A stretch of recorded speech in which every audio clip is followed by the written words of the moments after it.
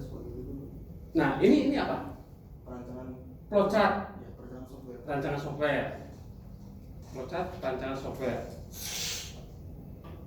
Terus balik lagi ke flowchart perancangan sistem.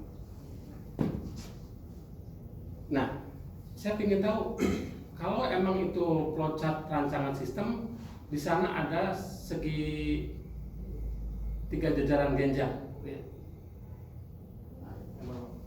Ya itu. Maksudnya bagaimana? Proses. Proses. Proses. Itu Ada nggak di flowchart itu kamu yang namanya proses itu segitiga begitu? Coba di landasan teori. Nah, mana proses? Segi 4. Tadi kamu jalan genjang proses. Gimana? ya.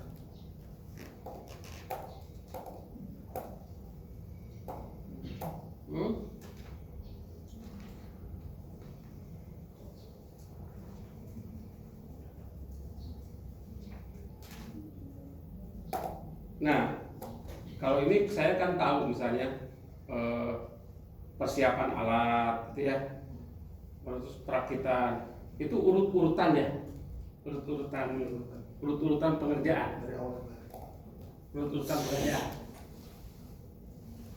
urut-urutan pengerjaan. Ya, bagian ini pertama dulu, bagian ini, gitu ya. Itu proses atau apa? Input. hasil dari proses. Proses, oke. Perakitan perancangan elektronik itu juga coba gambar lagi. Nah itu. Terus perakitan komponen elektronik itu proses juga, ya. Pemrograman alat itu proses juga. Terus berfungsi itu proses juga. Berfungsi dari hasil apa?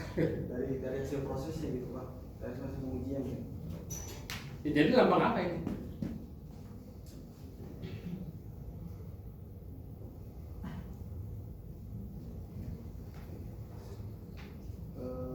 Pengujian hasil. Ya itu kan lambang kondisional kan. Kondisi di mana kan? Kalau dalam kan kalau bedanya kalau misalnya block diagram sistem itu kan menghubungkan bagian dengan bagian gitu ya. Tapi kalau misalnya flowchart itu lebih cenderung kan urut-urutan proses dari apa istilahnya variabel-variabelnya gitu ya. Nah, kalau misalnya hanya urut-urutan proses gitu ya, saya pikir tidak begitu ini dibuat flowchart ya. Lebih cenderung bisa tahapan-tahapan aja kan, tahapan-tahapan pengerjaannya. Karena kalau misalnya kamu dibuat flowchart ya tadi itu ini akan terjadi kesalahan, ini berfungsi itu lambangnya sebagai apa ya? Terus fungsinya sebagai apa? Nah kalau di rancangan software, nah itu flowchart ya. Oke. Rancangan hardware. Sensor, mana coba? Rancangan coba di desain skematik rangkaiannya.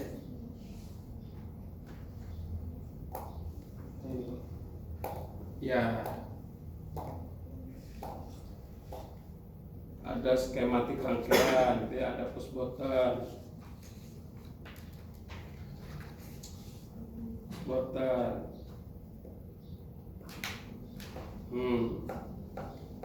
Terus saya ingin tahu juga skematik rangkaian push button, namanya push button gitu ya, hanya saklar kan gitu ya. Kenapa pakai resistor? Sini R3 220 ohm. Seperti ini untuk sebagai pengaman dia kan pull up Pak. Pull up. Maksudnya? Bukan sebagai pull up ya. Maksudnya? Kalau di sini kan untuk push buttonnya dia inputnya ke data analog. Maksud saya gini, Kenapa pakai resistor 220 ohm? Kenapa saya tidak pakai misalnya resistornya 1 mega ohm gitu? Terlalu besar. Terlalu besar. Atau misalnya kenapa saya tidak pakai resistornya 10 ohm? Terlalu kecil juga.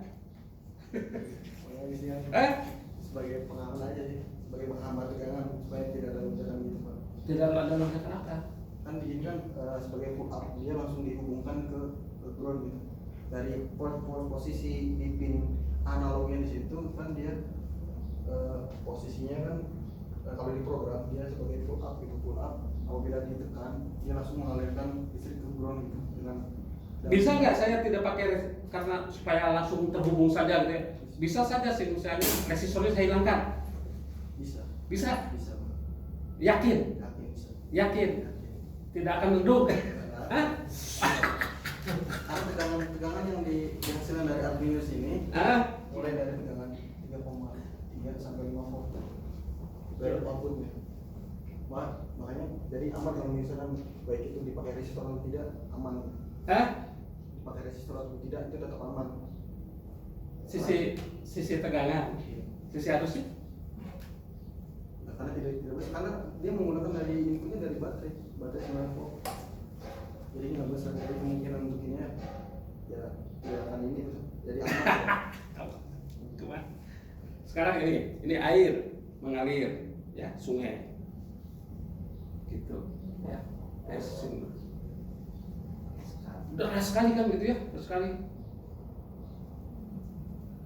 Terus ada pohon tumbang ya, pohon tumbang kan berarti menghalangi derasnya air kan gitu ya, begitu kan, derasnya air. Tapi di sininya arusnya kan jadi terhambat kan gitu ya, jadi arusnya jadi semakin berkumpul kan tenaganya gitu ya, kesananya jadi kecil gitu maksud saya tuh.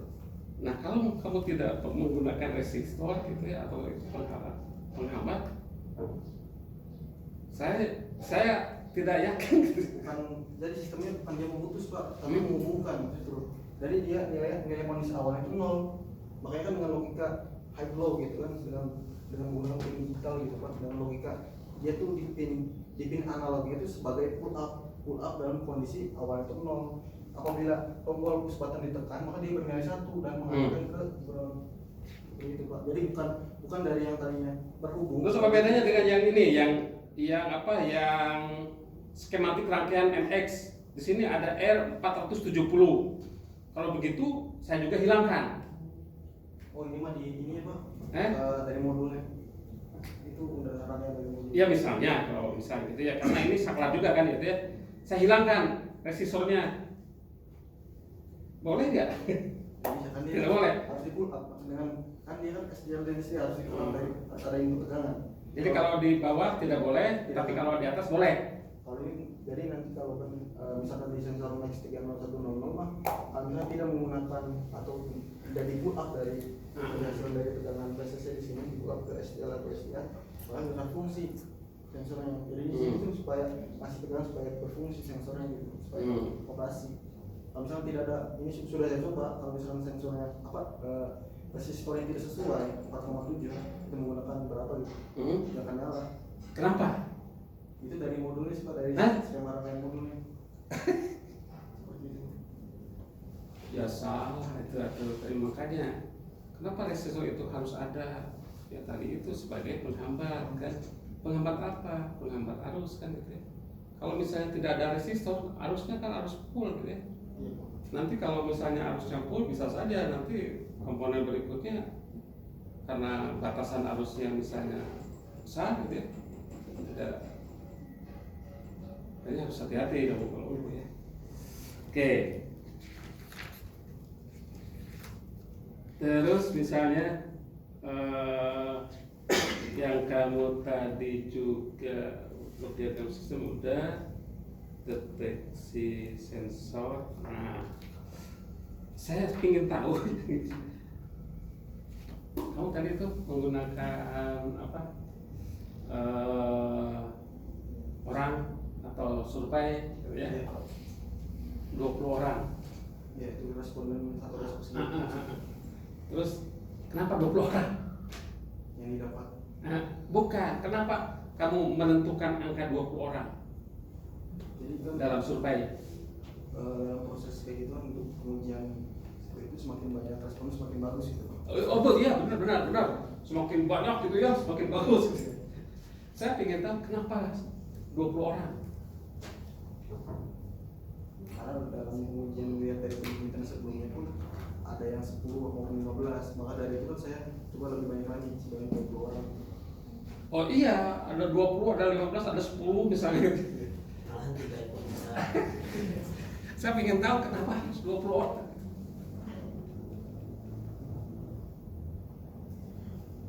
Jadi supaya ini Pak, dalam arti kan untuk pengujiannya kan bisa lebih banyak gitu. Bukan. Kamu pernah belajar statistik? Nah, kaitannya dengan statistik gitu ya. Kalau kamu menentukan nilai sampel misalnya N20, ada yang diinginkan. Berapa misalnya rasionya? Tadi kan lebih tahu itu bulan. Berapa yang rasio? R-nya, berapa R-nya? Sehingga kamu kan menentukan di sini standar deviasinya kan gitu ya. Tidak sembarangan kamu misalnya menentukan jumlah sampel sekian, ya harus ada yang diinginkan berapa R-nya gitu ya. Kalau di sini kan untuk Ya. satu sekian perbandingan dari sensor sebelumnya bukan dari berapa jumlah pengujiannya, jadi proses perbandingan. Iya, kamu mengambil sampel 20 itu kan ada maunya gitu ya. Ada maunya kan, ingin mengambilkan rata-rata gitu ya, atau standar deviasi. Cuma tadi itu saya katakan, mengambil nilai 20 orang dalam untuk pengujian suatu pengukuran gitu ya. Ya harus ada nilai standarnya deviasinya. Nah, itu.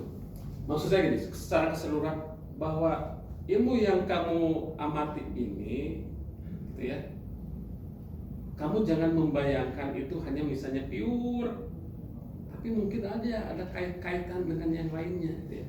Baik secara rancangan, analisis misalnya, atau misalnya pengaruh-pengaruh dari luar yang mungkin saja bisa mengganggu atau ya mengakibatkan misalnya suatu sistem kamu tidak berfungsi gitu ya. Oke, gitu aja sementara Pak. Ya. Terima kasih atas tanggapan yang telah diberikan terhadap solusinya Mas Halim kepada Pak Plastik ya. Terus selanjutnya saya persilakan Pak Rofiat SPMT untuk memberikan kemudian terhadap solusi yang dari saudara Halim waktu sempat saya persilakan. Baik, bismillahirrahmanirrahim. Assalamualaikum warahmatullahi wabarakatuh. Mungkin awalnya SMA sih.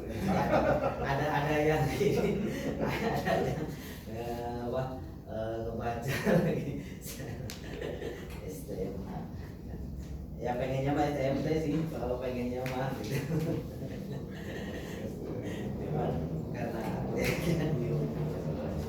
ya baik, ini alat pendeteksi rancang bangun detektor golongan darah manusia menggunakan sensor PCR T5000 dengan segala ABO berbasis amino. Yang pertama mungkin kalau misalkan melihat dari judul, saya sempat terkecoh gitu. Sebelum akhirnya memang pas kemarin di prasidang ya, saya baru tahu maksud dari dari alat yang dibangun ataupun alat yang dibuat gitu dari saudara Halim ini, dari Halim. Saya berpikiran awal itu memang alat ini adalah alat pendeteksi golongan darah yang secara langsung tanpa ada tangan manual ataupun jauh, malahan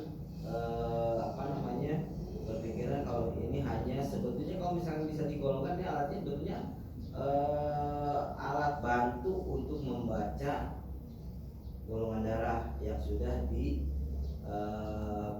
ke dalam alat ataupun kertas ya, apa namanya, kertas apa namanya, kertas tes lah ya, kertas tes golongan darah.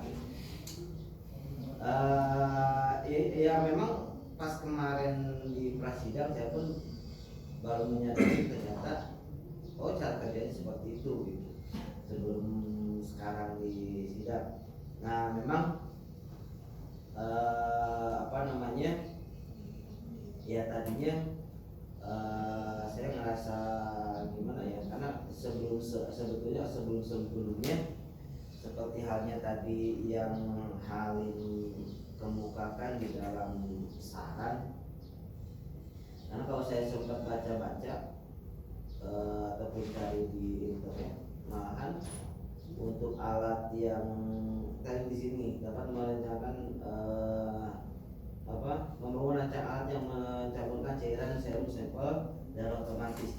Nah yang malahan alat yang mencampurkan langsung gitu, alat detektor golongan darah yang mencampurkan langsung si sampel si ininya cairannya itu, kalau saya tadi lihat di ada apa namanya jurnal itu sudah ada itu, cuma memang belum presisi dari segi pencampurannya gitu, dari segi pencampurannya. Nah memang awalnya saya kiranya seperti itu gitu, tapi ternyata memang ini alatnya alat baru, tapi nggak apa-apa lah ya, karena memang alatnya juga sudah jadi dan ini pun sudah maju di sidang. Nah mungkin yang akan saya pertanyakan ini seperti halnya kemarin pertanyaan dari Pak Joko waktu prasidang, tapi saya belum melihat tadi nilai di program itu 3,9 ini asalnya dari mana gitu. Alasan secara ilmiahnya saya belum lihat tadi di tulisan di sini pun gitu, ataupun tadi di presentasi dari mana gitu bisa didapat 3,9 ini. Mungkin bisa dijelaskan, dan mungkin untuk nanti kalau misalkan belum tambahkan. Sudah.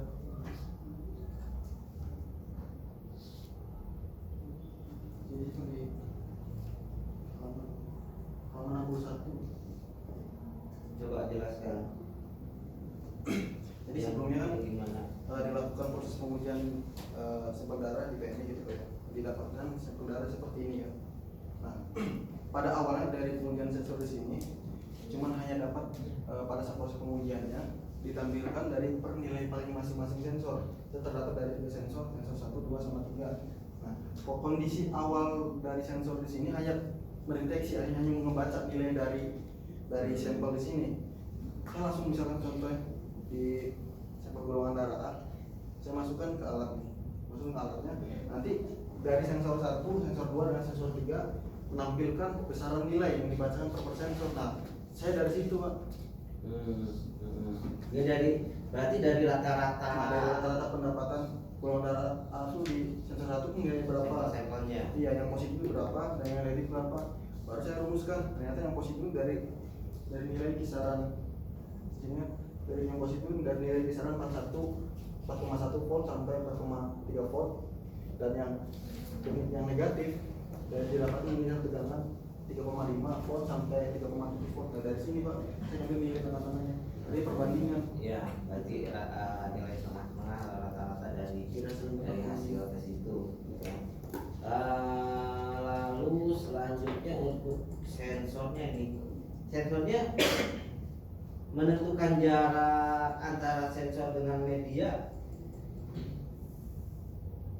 yang ada nggak, halaman berapa?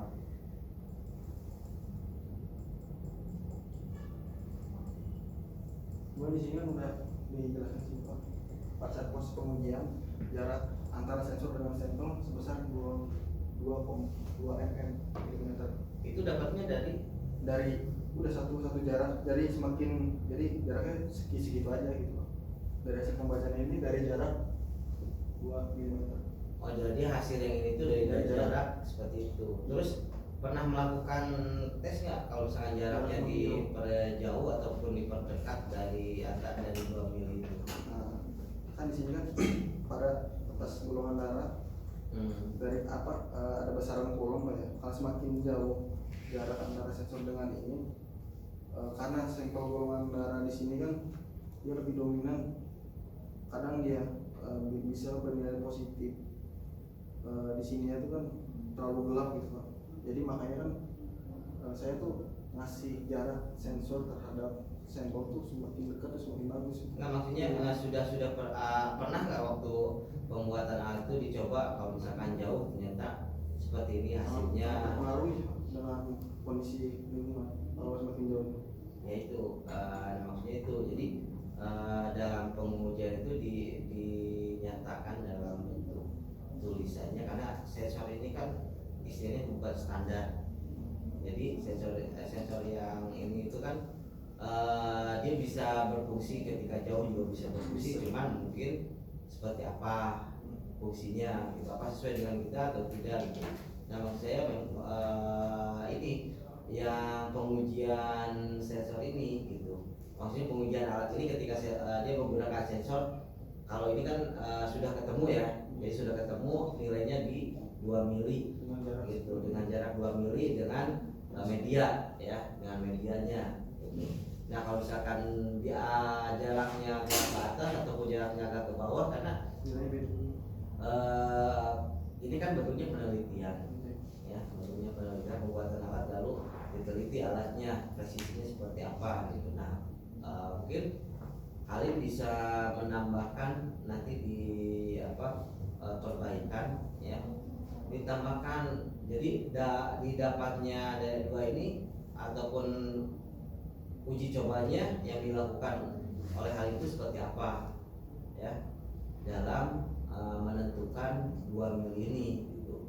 Saya tahu pasti itu dilakukan, pasti itu dilakukan pengujian sebelum menentukan 2 milimeter itu, pasti dilakukan pengujian. Nah, cuman bukti pengujiannya seperti apa gitu ya. Ini lalu berikutnya ini tentang flowchart. Saya tertarik dari tadi tentang flowchart ya. Ini yang berkaitan khususnya di bab 3, yaitu tentang perancangan sistem di hardware. Coba mungkin bisa diirikan ke ini.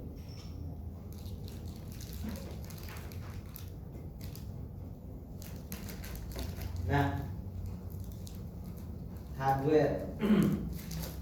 Jadi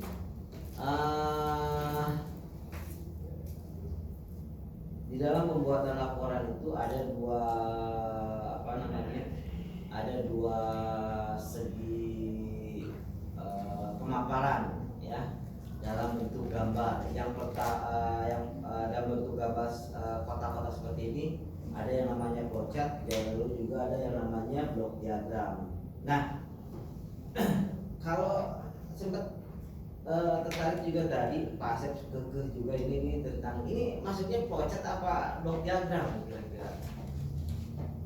Kalau untuk ini kan Pak, jadi panduannya kan dari teman saya di Stantan Pak. Jadi kan Memang saya kelupaan juga masalah Tantan. Memang dalam segi flowchart ini nih, dalam segi ya flowchart dan juga blok diagram memang akui saya kekurangan semuanya Mas Asep ya. Memang tidak terlalu ini dalam flowchart penyajian flowchart gitu, flowchart dan juga blok diagram. Kira-kira menurut Halim nih yang Halim sajikan ini maksudnya ke flowchart apa blok diagram? Kira-kira yang pantasnya?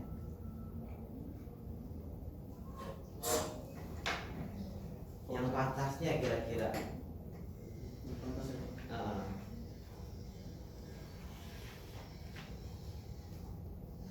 kalau saya sih masuk Pak. Kalau misalkan blok diagram bisa ke sistemnya, perancangan sistem. Oke, Terus kalau misalkan perancangan sistemnya di situ nggak ada hardware-nya. Sudah bantuan aja sih Pak. Hah? Nggak, kan kalau misalkan sebetulnya kalau misalkan Halim rajin sih sebetulnya di perpus juga kan ada hasil-hasil skripsi juga kan bagaimana membuat flowchart perancangan hardware gitu. Ya sebetulnya kalau misalkan Halim rajin sih bisa karena ada skripsi-skripsi tahun-tahun sebelumnya gitu kan ataupun malah yang lama pun itu ada. Pokoknya di elektro tuh kalau misalkan setiap membuat atau skripsinya yang membuat alat ya pasti yang namanya blok diagram, flowchart, terus juga skema ya, skema rangkaian itu pasti ada gitu. Pasti ada. Nah, jadi rancangan hardware kalau misalkan ditentukan dengan flowchart memang tidak seperti ini.